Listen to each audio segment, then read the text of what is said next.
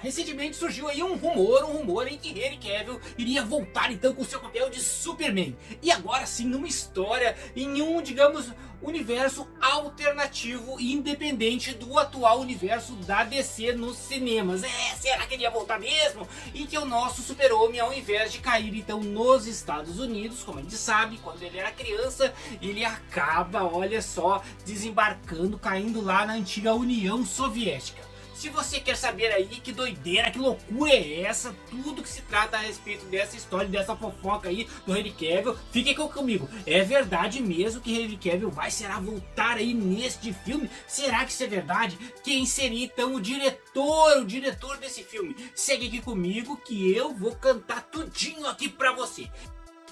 Em 2003, Mark Millar, premiado autor então de quadrinhos, conhecidíssimo então principalmente pelas obras ali, pela obra, né, do Kick-Ass. Oh, esse é bom, né? Teve uma ideia interessante, brilhante, de escrever uma história que se passasse então em um universo alternativo, em que o nosso querido Superman então teria sido criado lá na União Soviética. O nome dessa história aí lá nos Estados Unidos é Superman, o Filho Vermelho.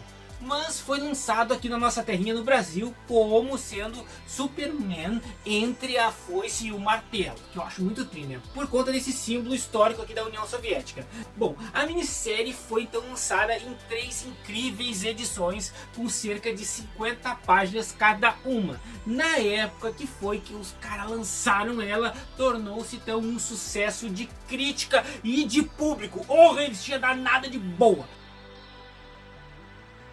Vou contar aqui um pouco pra vocês desse enredo. Vou cantar aqui. A história começa então com o anúncio que a União Soviética teria uma arma mais poderosa que a própria bomba atômica. Um alienígena com poderes simplesmente incríveis e que estaria então totalmente comprometido com a causa do comunista lá. Como estávamos aí em auge lá da Guerra Fria, os Estados Unidos ficaram então alarmados, cagaram nas calças lá, com medo do que seriam derrotados pelos soviéticos, pelo então o que seria esse tal de Superman. Sendo assim, o presidente lá dos Estados Unidos, o presidente lá chamou o maior cientista americano, conhecidíssimo como Lex Luthor. O cara é conhecido esse aí, né?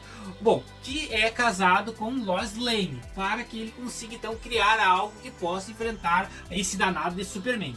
Após conseguir uma amostra do DNA do Super lá, imagina o que o cara fez. Ele cria um Superman 2, um ser totalmente deformado com poderes então similares ao Superman. Como bizarro se a gente pensar da revistinha, é bem parecido assim.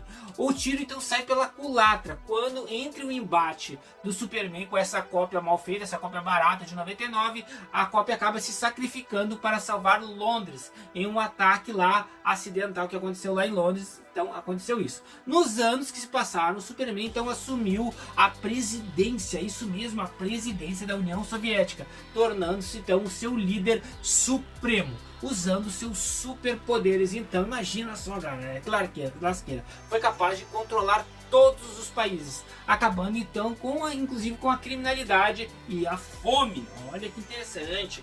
O que fez então o comunismo passar a ser adotado em quase todas as partes aí do mundo. Já que todo mundo, né, queria ser inclusive protegido por aquele chamado Superman. Só os Estados Unidos restaram então como rivais. Por conta deste sucesso estrondoso que tiveram, a Mulher Maravilha inclusive se tornou uma aliada aí de Superman. A Mulher Maravilha aparece na historinha e passa então a trabalhar com a União Soviética lá. E é claro que tudo isso tem um custo, né, galera? Tem um custo, pois os cidadãos lá perderam a sua liberdade. Isso mesmo, começaram a perder a sua liberdade. Qualquer um que critique Superman corre o risco lá de sofrer uma lavagem, inclusive cerebral. Nas décadas seguintes, Lex Luthor fica cada vez mais obcecado em derrotar o Superman. O Lex Luthor quer derrotar ele, tornando-se então o presidente, Lex Luthor, o presidente dos próprios Estados Unidos lá.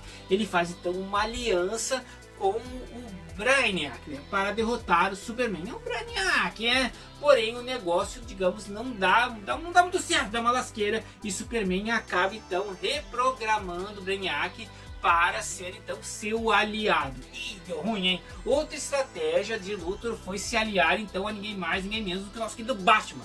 que nesse universo é um revolucionário e terrorista que luta lá na União Soviética contra o regime comunista. Eita, de Superman, olha, o Batman sempre contra o Superman, né? Batman também é derrotado e acaba então inclusive se sacrificando. A última carta de Luthor foi quando ele encontrou então o corpo de uma Lanterna Verde, utilizou a sua tecnologia e criou vários anéis para serem então utilizados pelo exército americano. E olha que Luthor espertinho. Superman tem então dificuldade em enfrentar as tropas então dos Lanternas Verdes que Luthor fez. Pois é. Porém o golpe final é dado quando foi revelado que o Brainiac, aquele espertinho, estava então fingindo o tempo todo e tentando mais uma vez destruir o Super-Homem e a própria humanidade. É isso aí. Superman aparentemente é destruído junto com o Brainiac. Ai, de lasqueira, Luthor finalmente vence após a derrota então de Superman, que era então considerado aí como um alienígena, digamos aí, um invasor. Superman é um alienígena invasor, e ele fez de tudo, Luthor, para que o mundo fosse transformado em algo melhor. Isso me surpreendeu na revistinha quando eu li isso. Com a sua genialidade, descobre curas então para todas as doenças, acaba com a fome, com o envelhecimento, e o mundo se une em um governo mundial. Luthor vive por cerca de mais ou menos 1000 anos aí. Em seu funeral, uma figura de óculos observava lá o seu caixão. E quem seria esse danado? Com certeza Superman, que na realidade fingiu a própria morte e agora vive entre os mortais, disfarçado como o nosso querido Clark Kent. Na cena final, a história, digamos, vai para um bilhão de anos aí no futuro, quando um jovem aí, cientista chamado Jor-El, descendente, olha só, de Luthor, estava trabalhando aí para impedir que o Sol simplesmente virasse uma supernova e explodisse. Não conseguindo esse plano, ele manda então seu filho para o passado, para desembarcar na União Soviética, iniciando a história novamente. Bom pessoal, como vocês podem ver, a história aí é pra lá de boa, né? Digo que os desenhos aí também da revistinha, todo o desenho ali é muito bem feito. Talvez tenha, digamos, pouco mais diálogo e texto que o usual, inclusive, mas sim é muito bem feita. Ô, revistinha danada, eu recomendo você ver. Tá, e será que vai sair de filme mesmo agora com Henry Cavill, conforme os rumores? Galera, eu vou explicar aqui pra vocês aí o que aconteceu aí. É que aconteceu assim, gente, em uma recente entrevista lá do diretor Matthew Vaughn, diretor que dirigiu lá o Kick-Ass e X-Men a primeira classe, o cara tava dirigindo isso, foi perguntado pra ele se ele iria aceitar dirigir um novo filme, digamos, de herói, ou tanto da Marvel ou da DC. Ele respondeu que só ia dirigir se fosse uma adaptação aí do filme aí do Superman Entre a Foice e o Martelo, e que ele queria que fosse estrelado, que só faria isso se o Henry Cavill tivesse lá. Ele falou isso porque o próprio Kick-Ass que ele dirigiu foi escrito então pelo próprio cara que fez a história lá do Foice e o Martelo, que é o Mark Millar. Sua amizade também com o Henry Cavill com certeza constou bastante pra isso. Então é um negócio, é um papo meio de amigo mesmo lá. O cara foi lá, foi perguntado e falou: olha, se for o caso eu faço com o Henry Cavill, porque é um filme que seria dado certo, tudo bem. Mas gente, não tem nada de concreto nisso, né? Foi apenas uma pergunta pro diretor e foi isso que ele respondeu. Então a gente sabe que é isso, mas eu queria trazer aqui pra vocês realmente essa história. Há muito tempo eu quero trazer essa história pra vocês, do Superman Entre a Foice e o Martelo, porque ela é uma das 10 histórias da revistinha aí do Superman, é das melhores revistinhas de todas as épocas, se a gente pensar do Superman. Então vale muito a pena você, que se você não conhece a revistinha, confere, porque vale a pena, a história é legal, vale a pena, a animação também tem. Talvez sim, um dia isso se transforme em um filme, talvez sim. E a gente vai ficar de olho aqui pra vocês, se qualquer coisa que surgir aí, de live action, eu trago aqui adaptação, eu trago aqui pra você. Galera, pra quem não é inscrito no canal, se você que tá aí não é inscrito no canal, vou convidar você a se inscrever no canal, porque o canal sempre traz novidades de filme sério aqui pra você ficar atualizado. Pra quem ficou por aqui, eu agradeço, um forte abraço e até breve!